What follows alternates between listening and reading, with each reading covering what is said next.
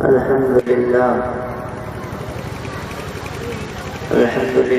نحمده ونستعينه ونستغفره ونعوذ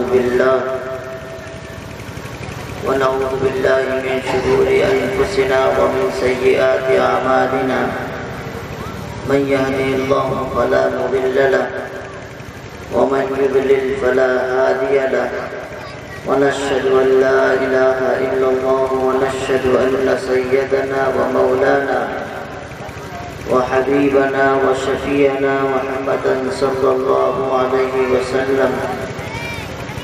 أعوذ بالله من الشيطان الرجيم. بسم الله الرحمن الرحيم. ربنا لا تزغ قلوبنا بعد إذ هديتنا وهب من لدنك رحمة. صدق الله العلي العظيم.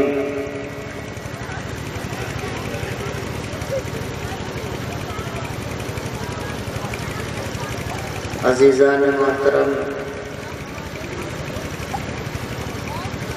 اور میرے دینی اور اسلامی بھائیوں، اسٹیج پر رونق افروز علماء کرام، حفاظ الزام، استاد محترم حضرت مولانا مسیح الدین صاحب قاسمی دامت برکاتہ، بہت مختصر سے وقت میں انشاءاللہ آپ کے سامنے جو اللہ توفیق دے گا اسی کے مطابق گفتگو ہو جائے گی.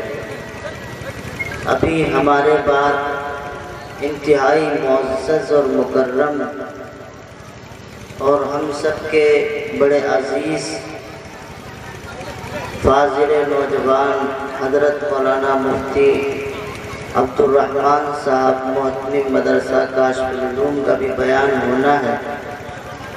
میں مناسب سمجھتا ہوں کہ کم وقت میں گفتگو ہو. میں ادھر نوجوان بھائی کیا کر رہے ہو؟ یہ بیان ہو رہا ہے، کیا کر رہے ہو تم لوگ؟ کھڑے کھڑے بکواس کر رہے ہو، کہیں کوئی پیچھے کھڑا ہے، کوئی ادھر کھڑا ہے، کوئی ادھر کھڑا ہے. تم لوگ انتظام کر رہے ہو کہ خود آپ لوگ کر رہے ہو؟ انتظامیہ سے میری گزارش ہے آپ لوگ یہاں آ جائیں، کسی کی ضرورت نہیں کہیں جانے کی. بہت بڑا مجمع نہیں ہے جو کنٹرول سے باہر ہے.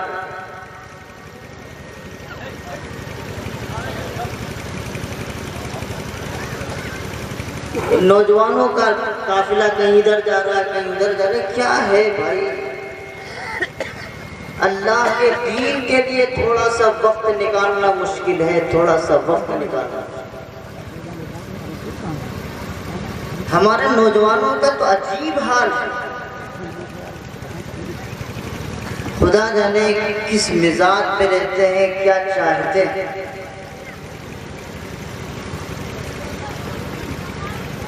میرے عزیزو، بیٹھ گئے، انتظام آپ کا ہے. آپ چاہیں تو اسے اچھا چلائیں، چاہے بگاڑ دیں، یہ آپ کے اوپر ہے.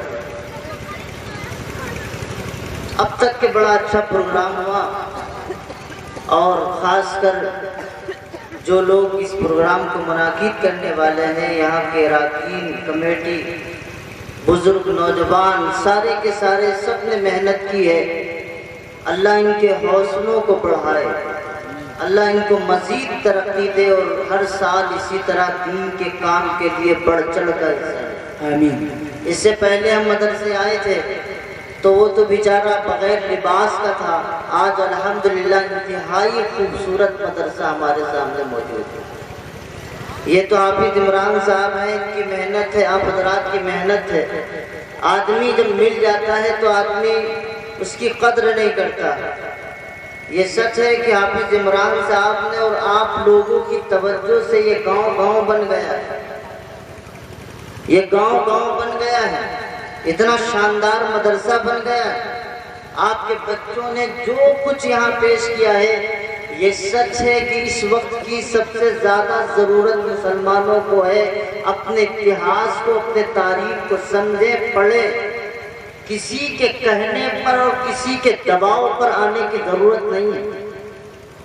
یہ ملک تمہارا ہے، تمہارا رہے گا. کبھی کوئی مائی کا لال اس ملک سے تمہیں ایک بال کے برابر بھی پیچھے نہیں کر سکتا.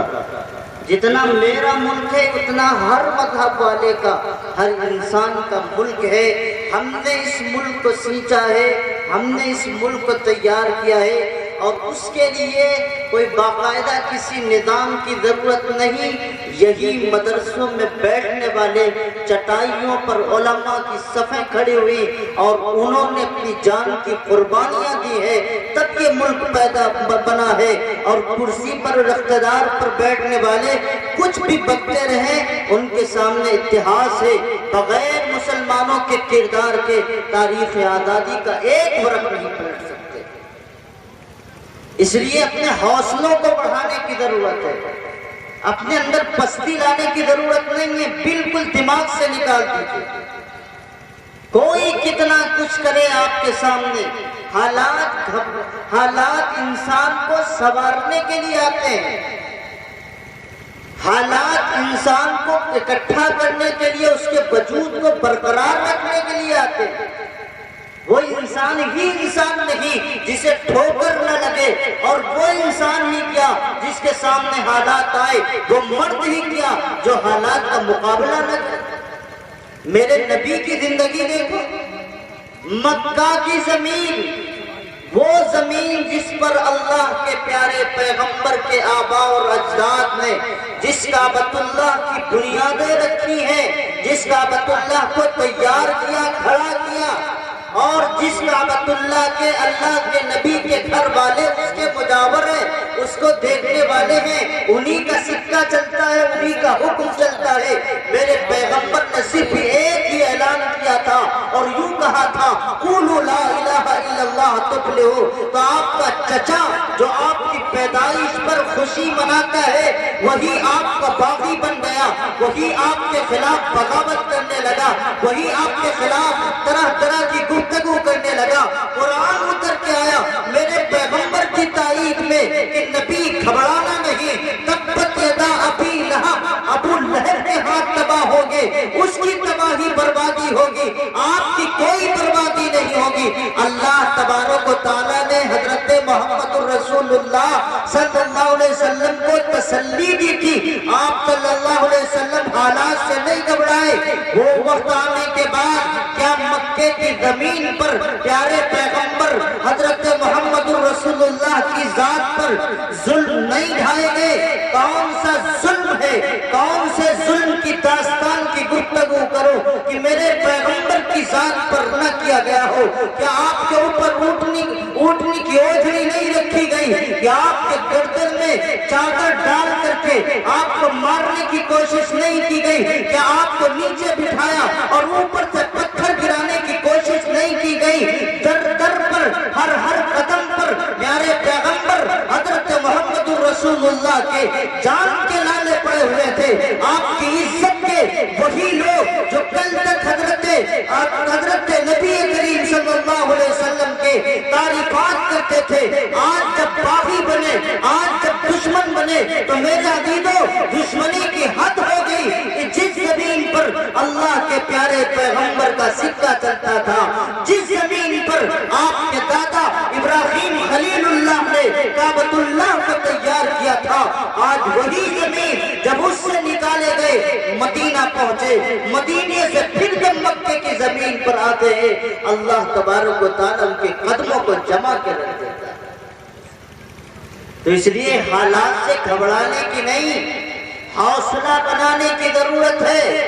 کوئی کچھ کرے، تمہارا یقین اللہ کی ذات پر ہونا چاہیے، تمہارا یقین اللہ کی ذات پر ہونا چاہیے۔ کرنے والا وہ ہے، بگاڑنے والا وہ ہے، سنوارنے والا وہ ہے۔ ہم تاریخ کے اوراق کو پلٹتے ہیں، ایک قوم تاتری، ایک قوم مستقل، وہ قوم جو تاتاریوں کی قوم ہے، مسلمانوں میں جب گھستی ہے تو مسلمانوں کی خون کی ندیاں بہا دیتی ہے اور ان کے ملک کے اینٹ کو اجاڑ کر کے پھینک دیتی ہے۔ ایک ایک مسلمان کو اتنا اتنا بری طریقے سے مارتی ہے، اور مارنے کا عالم یہ ہے اور بزدلی کا عالم یہ ہوتا ہے کہ مسلمان کی پوری فوج لیٹ جاتی ہے، اور دوسری طرف تاتوریوں کی فوج اس پورے مسلمانوں کے اوپر تلوار چلا دیتی ہے، اور کوئی مسلمان اٹھ نہیں کرتا۔ یاد رکھیے، بزدلی پہلی شکست کی علامت ہے۔ جب کوئی قوم بزدل ہو جاتی ہے، سمجھ کے وہ ہار چکی۔ ہتھیار ہونے سے کچھ نہیں